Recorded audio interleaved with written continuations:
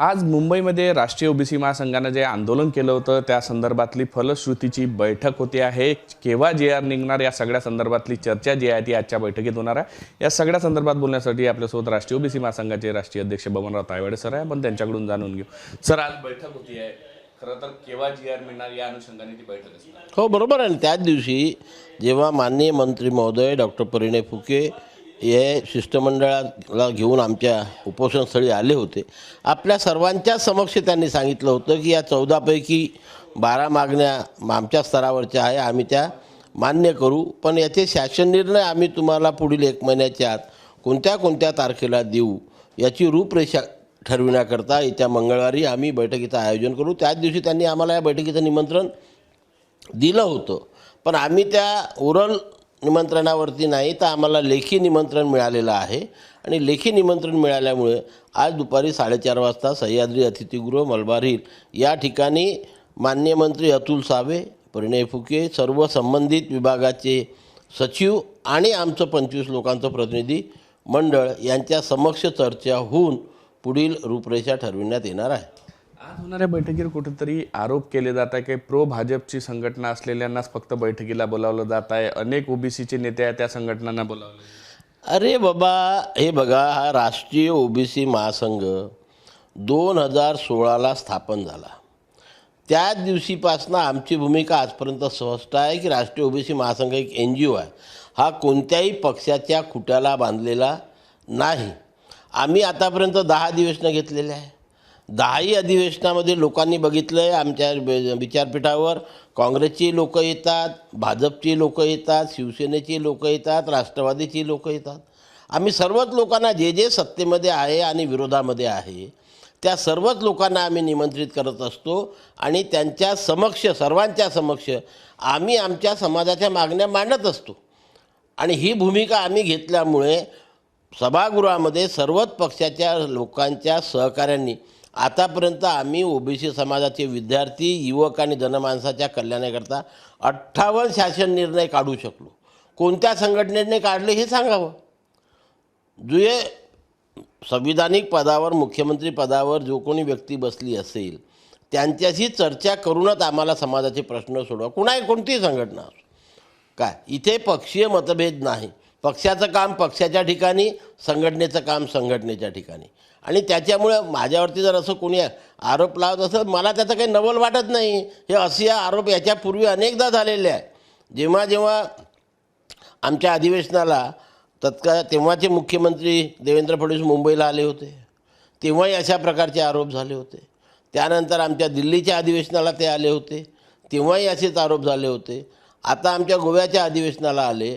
आता हे झालं म्हणजे असं नाही ना, आम्ही त्यांच्या पदामुळे या राज्याचे मुख्यमंत्री असल्यामुळे आम्ही त्यांना निमंत्रण देतो, ते आमचं निमंत्रण स्वीकारतात आणि येऊन आमच्या मागण्यावर विचार करून आम्हाला शासन निर्णय देतात. 58 जे.आर निघाले, त्याची अंमलबजावणीसुद्धा सुरू झालेली आहे. तेव्हा नाही यांनी म्हटलं कसे काय निघाले, कोणत्या संघटनेने एवढे जे.आर काढले आयुष्यामध्ये सांगावं, कुठल्या नेत्याने काढले हे सांगावं. मी तर जबाबदारीपूर्वक आज बोलतो.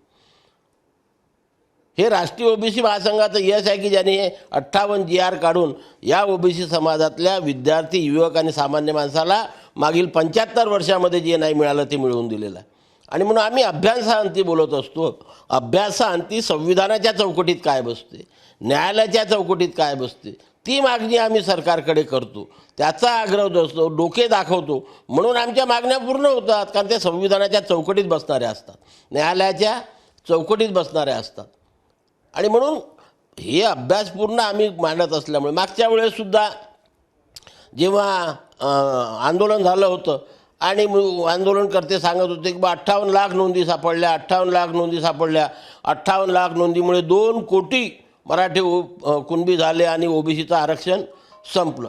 याच्यावर मी तेव्हा एकटा माणूस होतो, सांगत होतो, आपल्या माध्यमातूनही सांगितलं आणि सर्वांच्या समोर सांगितलं की या 58 लाख नोंदीमध्ये 99.99% नोंदी या जुन्याच आहेत. रेकॉर्ड जो शोधण्यात आलेला आहे तो 67 पूर्वीपासून तर आतापर्यंतचा, म्हणजे 67 पूर्वीच्याच नोंदी शोधणं, कारण 67च्या पूर्वीचा पुरावा असल्याशिवाय जात वैधता प्रमाणपत्र होत नाही. 67च्या पूर्वी त्याच्यामध्ये 37 लाख नोंदी आमच्या विदर्भातल्या आहे, 10 लाख नोंदी कोकणातल्या आहे, उत्तर महाराष्ट्रातल्या आहे. ह्या काही आंदोलनामुळे कुणबी नाही झाले, हे पिढीजात कुणबी होते. या पूर्ण म्हणजे न्यायमूर्ती संदीप शिंदे साहेबांनी जे काम केलं त्यांचं मनापासून अभिनंदन करतो, की मराठवाड्यामध्ये त्यांनी सर्व लोकांच्या कागदपत्राची तपासणी केल्यानंतर फक्त 48,000 नोंदी सापडल्या. त्या 48,000 लोकांच्या माध्यमातून 2 लाख लोकांना फक्त प्रमाणपत्र दिले जातीचे, वैधता 8,000 लोकांची फक्त वैधता झालेली आहे. म्हणजे एवढं मोठं काम केल्यावर जे वैधता प्रमाणपत्र मिळालं म्हणजेच त्यांचे वडील, आजोबा, पणजोबा, खापर पणजोबा यापैकी कोणाच्या तरी कागदावर कुणबी नोंद होती म्हणून त्यांची वैधता झाली. त्यांना तुम्ही कसे काय म्हणू शकता? तो जो सध्याचा नियम आहे, त्यांना कागदपत्र मिळत नव्हते. ते कागदपत्र संदीप शिंदे समितीने च्या माध्यमातून मिळाले आणि त्यांना तशा प्रकारचे प्रमाणपत्र मिळाले, तर त्यात वावगं काय आहे? या ओबीसी समाजामध्ये ज्या 400 जाती येतात त्या 400 जातीपैकी कुठल्याही जातीच्या व्यक्तीला अशा प्रकारे त्याचे वडील, आजोबा, पणजोबा, खापर पणजोबा यापैकी कुणाच्या तरी कागदपत्रावर त्यांच्या जातीची नोंद सापडली असेल तर तो किती वर्षानंतर अर्ज करू शकतो आणि तशा प्रकारचं जात प्रमाणपत्र घेऊन त्याची वैधता करू शकतो. हा प्रचलित नियम आहे. या प्रचलित नियमानुसार त्या ज्या व्यक्तीच्या म्हणजे वडिलोपार्जित वंशावळीतील कुठल्या तरी नातेवाईकाकडे प्रमाणपत्र असेल त्यालाच ते प्रमाणपत्र मिळाले आहे, म्हणून त्याच्यामुळे कुठलाही अन्याय झालेला नाही. आता isakal.com आहे देशातील नंबर 1 ची मराठी न्यूज वेबसाईट. प्रत्येक अपडेटसाठी isakal.com ला नक्की भेट द्या. तरी तुम्ही म्हणता अन्याय झालाय, पण काँग्रेसचे नेते म्हणतात पात्र शब्द तिथे राहिलेला नाही, तुमची भूमिका पूर्वीसारखी राहिलेली नाही, असा आरोप तुमच्या. भूमिका काय? मी तर स्पष्ट बोलतो आहे. मी काय लपून छपून काही नाही. अरे बाबा, मी कायदा सांगतोय, सर्व सांगतोय. पात्र शब्द असो किंवा नसो काय फरक पडून राहिला? कोण प्रमाणपत्र मागू शकतो, कोण अर्ज करू शकतो हे कायद्याच्या चौकटीत बसवून वाचायला पाहिजे. की 2012 आणि 2014 या अधिनियमाच्या अंतर्गत जे नातेवाईकाचं डेफिनेशन दिलेलं आहे की वडिलोपार्जित पद्धतीने तुमची जी वंशावळ बनते त्या वंशावळीमध्ये जे तुमचे नाते असतात तेवढ्या नातेवाईकापैकी कुठल्या तरी एखाद्या नातेवाईकाकडे कुणबी प्रमाणपत्र असेल आणि तो तशा प्रकारचं शपथपत्र देत असेल तरच ज्या व्यक्तीला प्रमाणपत्र पाहिजे ती व्यक्ती अर्ज करू शकणार आहे. ती पद्धत आजही आहे. वंशावळ शब्द आला कुठून? त्यातूनच आलेला आहे की एखादी फॅमिली आहे, अशिक्षित फॅमिली आहे, पूर्ण गावामध्ये शेतमजुरी करणारे. प्रचलित नियम आहे आपण म्हणतो, पण छगन भुजबळ सारखे ज्येष्ठ नेते म्हणतात मला कोर्टात जावं लागणार आहे, आम्ही कोर्टात जाणार आहे, काही दिवस सुट्ट्या असल्यामुळे किंवा अडचणी होत्या त्यामुळे जाऊ शकणे. कोर्टात भाषा नाही. हे बघा, वेगवेगळ्या व्यक्तींची वेगवेगळं मतं असू शकतात. त्यांना जर कुठे शंका आहे हे आहे तर त्यांनी जावं ना, कोर्टात जावं, मोठे मोठे आंदोलनं करावे, रस्त्यावर यावं आणि समाजाच्या संविधानिक अधिकाराचं रक्षण करावं. मी कुठल्याही गोष्टीला विरोध करणार नाही. करायलाच पाहिजे, कारण 60% जनसमुदाय असलेल्या 400 जातीचा हा ओबीसी प्रवर्ग आहे आणि मग अनेक नेते असू शकतात. त्या व्यक्तीला ज्या मार्गाने आपल्या समाजाच्या संविधानिक अधिकाराचं रक्षण करायचं आहे त्याकरिता प्रत्येक व्यक्ती हा आपल्या संविधानानुसार स्वतंत्र आहे. सर्वांचंच एकमत होईल असं कधी होणार नाही. आणि म्हणून